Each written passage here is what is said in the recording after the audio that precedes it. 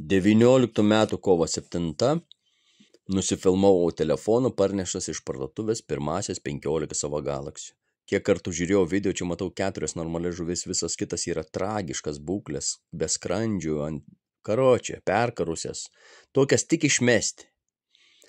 Ir po 4 mėnesių gaudau galaksiukus ir leidžiu į krevetyną, o čia Liepos gale, beveik po 5 mėnesių, didžiausias iš mailiukų, aš jį jau perkeliu iš krevetyną į suaugusių žuvų akvariumą. Tuo momentu, bet turiu 4 galaksį, gyvas iš pirmų pirktų, o vėliau po 9 mėnesių liko tik 1 patins.